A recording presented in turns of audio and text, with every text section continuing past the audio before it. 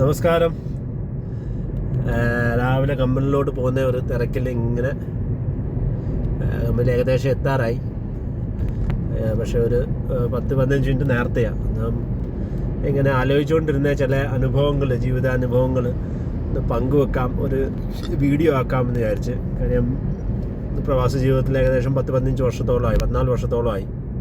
പലവിധമായ അനുഭവങ്ങൾ ജീവിതത്തിലുണ്ട്. സന്തോഷവും ചില മറക്കാൻ പറ്റാത്ത അനുഭവങ്ങളും വിഷമിക്കുന്ന അനുഭവങ്ങളൊക്കെ ഉണ്ട്. അത് പിന്നെ ആകുമ്പോൾ നമ്മളത് മറന്നു പോകും. ഇവിടുത്തെ ഇതൊക്കെ കഴിഞ്ഞ് നമ്മൾ നാട്ടിൽ പോയി കുറേ നാളൊക്കെ കഴിയുമ്പോൾ ഇതൊന്ന് വീഡിയോ ആക്കി നമ്മൾ ഇട്ട് കഴിഞ്ഞാൽ അത് നമുക്ക് നാളെ അത് കാണുമ്പം ഒരു സന്തോഷമാണ്. ഇവിടെ നിന്നുകൊണ്ട് തന്നെ നമ്മൾ വീഡിയോ എടുക്കുമ്പോൾ.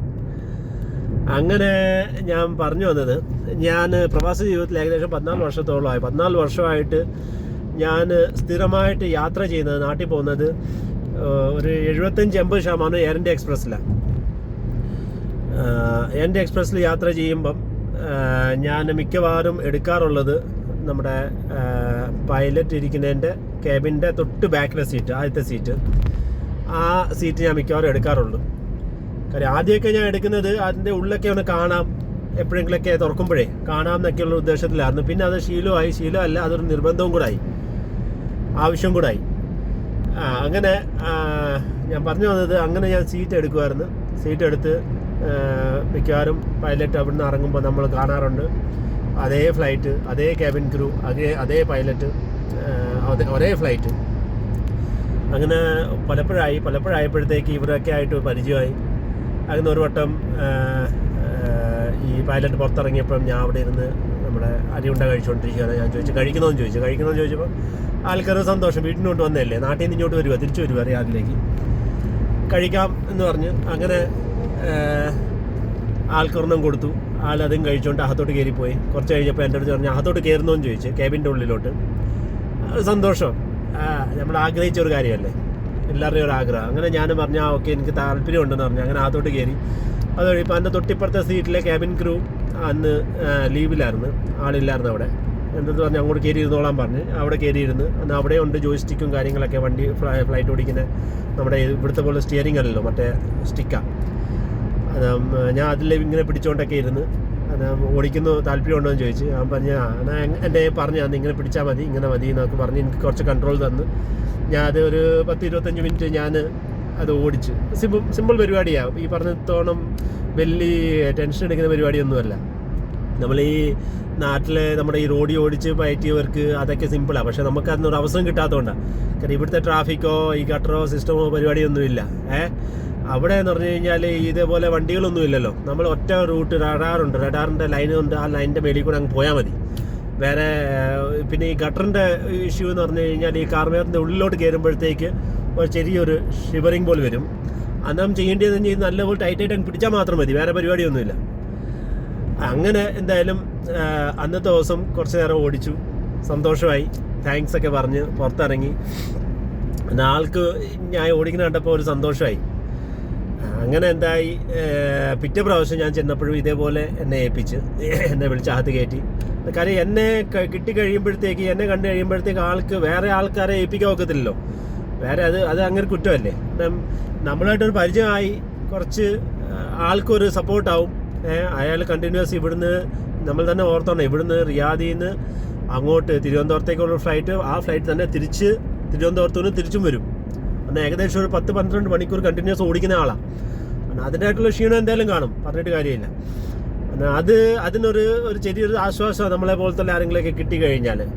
എല്ലായിടത്തും പറയാനും പറ്റുന്നില്ല. അങ്ങനെ എന്തായാലും എന്നെ എപ്പം കണ്ടു കഴിഞ്ഞാലും ആൾക്ക് വലിയ സന്തോഷമാണ്. എന്നെ ഫുള്ള് കൺട്രോൾ അങ്ങ് ഏൽപ്പിക്കുക.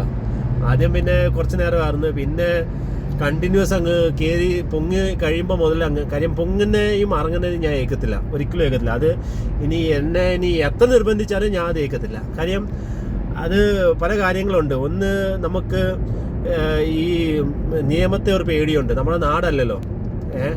നാട്ടിൽ ഇറങ്ങിയതിന് ശേഷമുള്ള എന്തെങ്കിലും കാര്യമാണെങ്കിൽ വേണ്ടില്ല. നമ്മൾ ഈ കരയിലും അല്ല, ആകാശത്തിലും അല്ല, ഭൂമിയിലും അല്ല എന്നുള്ള രീതിയിൽ ഇങ്ങനെ പോകുമ്പം നിയമം നമ്മൾ കയ്യിലെടുക്കാൻ പാടില്ല. ഒന്നാമത് നമുക്ക് യൂണിഫോം ഇല്ല, നമുക്ക് ലൈസൻസ് ഇല്ല, എന്തൊക്കെയുള്ള ബുദ്ധിമുട്ടുണ്ട്.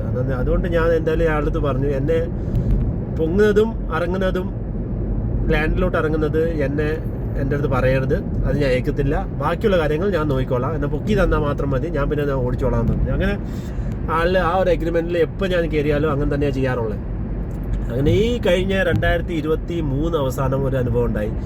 എന്നെ രാവിലെ ഒരു വ്യാഴാഴ്ച രാവിലെ എന്നെ വിളിച്ചിട്ട് പറഞ്ഞു, ജോജി ഇന്ന് നാളെ ഫ്രീ ആണ്. ഞാൻ പറഞ്ഞു, വെള്ളിയാഴ്ച അല്ലേ, കമ്പനി അവധിയാണ്, എന്താ പരിപാടി, നമുക്ക് നാളെ ഒരു തിരുവനന്തപുരം വരെ പോയിട്ട് തിരിച്ചു വന്നാലോ എന്ന് പറഞ്ഞു. ഞാൻ പറഞ്ഞു, തിരുവനന്തപുരം വരെ പോകാനോ, നമ്മൾ ഫാമിലി ആയിട്ട് ഇവിടെ നിൽക്കുമല്ലേ, എന്നാൽ അല്ല കുഴപ്പമില്ല, അതേ ഫ്ലൈറ്റിൽ തന്നെ തിരിച്ചു വരാം, ഒരു ഉറങ്ങി എഴുന്നേക്കുന്ന സമയമല്ലേ ഉള്ളൂ, ഒരു പെട്ടെന്നങ്ങ് ആവും, രാത്രിയിലത്തെ സമയമല്ലേ, നമുക്ക് പോയിട്ട് പെട്ടെന്ന് ഇഞ്ഞ് വരാം, രാവിലെ ആകുമ്പോൾ ഇഞ്ഞ് എത്താമെന്ന് പറഞ്ഞു. ഓക്കെ. അങ്ങനെ വ്യാഴാഴ്ച വൈകുന്നേരം ഞാൻ ആളുടെ കൂടെ ഫ്ലൈറ്റിൽ എനിക്ക് ബുക്കൊക്കെ ചെയ്ത് തന്ന് തൊട്ട് ബാക്കിലെ സീറ്റായിരുന്നു. അന്ന് സംഭവം എന്താണെന്ന് ചോദിച്ചു കഴിഞ്ഞാൽ, ആൾക്ക് ഒരു ഓപ്പറേഷൻ കഴിഞ്ഞിട്ട് ബുദ്ധിമുട്ടായിട്ടിരിക്കുക, അങ്ങനെ ലീവ് എടുക്കാനും ഒക്കത്തില്ല, ലീവ് കൊടുത്തില്ല. ആൾക്ക് ഒന്ന് ഏൽപ്പിക്കണം, അത് എന്നെ ഫസ്റ്റ് ഓപ്ഷൻ കണ്ട് എന്നെ മാത്രമേ ഉള്ളൂ, അതാ വിഷയം.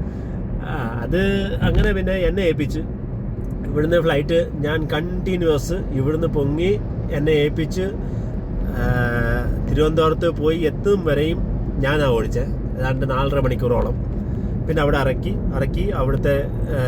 അവിടെ ആൾക്കാരൊക്കെ ഇറങ്ങിയതിന് ശേഷം തിരിച്ച് അവിടുന്ന് കയറുമ്പോൾ എന്നാൽ ഞാൻ എൻ്റെ ഇമിഗ്രേഷൻ പരിപാടിയെല്ലാം കഴിഞ്ഞ് വീണ്ടും ആ ഫ്ലൈറ്റ് തന്നെ കയറി ഫ്രണ്ട് സീറ്റിൽ ഇരുന്ന് അങ്ങനെ അവിടുന്ന് കയറി റിയാദി വന്ന് ഇറക്കിയ വരെയും ഫുൾ കൺട്രോൾ എൻ്റെ ആയിരുന്നു.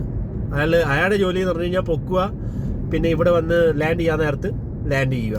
കാര്യം അത് എന്ന് പറഞ്ഞു കഴിഞ്ഞാൽ ഫ്രണ്ട് ഇരിക്കുന്ന നമ്മുടെ ലാൻഡ് ചെയ്ത് മുമ്പോട്ട് പോകുമ്പോഴത്തേക്ക് ഉമ്മാർ കാണുമല്ലോ നമ്മുടെ സീറ്റിൽ ഇരിക്കുന്നത്, കാര്യം ഗ്ലാസ് അല്ലേ, നമ്മുടെ വണ്ടിയുടെ ഗ്ലാസ് പോലത്തുള്ള വിസിബിൾ ഗ്ലാസ്സാണ്. അത് പിന്നെ ഒരു ആൾക്കും ബുദ്ധിമുട്ടാവും, നമുക്കും അതൊരു കുറുക്കായി മാറും. എന്തെങ്കിലും വിഷയം വന്നു കഴിഞ്ഞാലേ നമ്മൾ എത്ര ഞാൻ നോക്കിക്കൊള്ളാം, ഞാൻ റിസ്ക് എടുത്തോളാം എന്ന് നമ്മുടെ അടുത്ത് പറഞ്ഞാലും നമുക്ക് ഒരു മനസാക്ഷി ഉണ്ടല്ലോ, ഇത്രയും ആൾക്കാരെ വെച്ചുകൊണ്ട് ഓടിക്കുന്നതല്ലേ. അതുകൊണ്ട് എന്തായാലും ആൾ തന്നെ അത് മൊത്തം ഹാൻഡിൽ ചെയ്യുന്നത്. എന്തായാലും അങ്ങനെ ഞാൻ പറഞ്ഞു വന്നത്, ഈ കഴിഞ്ഞ വർഷം ഒരു വലിയൊരു സന്തോഷ അനുഭവമായിരുന്നു ജീവിതത്തിൽ. ഫുൾ കൺട്രോൾ എന്നെ ഏൽപ്പിച്ചു, ഞാനായിരുന്നു ഇത്രയും പേരുടെയും ഈ പാസഞ്ചർമാരെയും ബുക്ക് എടുത്തുകൊണ്ട് ഒരു വലിയൊരു സന്തോഷം അനുഭവമായിരുന്നു. പക്ഷേ ഇനിയും ചിലപ്പം എനിക്ക് ആഗ്രഹമുണ്ട്, ഈ സൗദി എയർലൈൻസോ അങ്ങനത്തെ ഉള്ള ഫ്ലൈറ്റും കൂടെ ഒന്ന് ഓടിച്ചാൽ കൊള്ളാമെന്നൊരു ആഗ്രഹമുണ്ട്. പക്ഷെ നമുക്ക് നേരിട്ട് പോയി ചോദിക്കാൻ ഒക്കത്തില്ലോ. ഇപ്പം ഞാൻ വിചാരിക്കുമായിരുന്നു ഇനിയിപ്പം ഇനി പോകുന്ന മൊത്തം ഇനി സൗദി എയർലൈൻസിലാക്കിയാലോ എന്ന് വിചാരിക്കുക. അങ്ങനെ ആകുമ്പോഴത്തേക്ക് ഒരു അനുഭവം അവസരം അവിടെയും കിട്ടിയാലോ, ഒരു വലിയ സന്തോഷമല്ലേ, എല്ലാവർക്കും കിട്ടുന്ന ഒരു അവസരമല്ലല്ലോ. അങ്ങനെ ഒരു ജീവിതത്തിൽ വലിയൊരു സന്തോഷ നിമിഷം. Okay, thank you.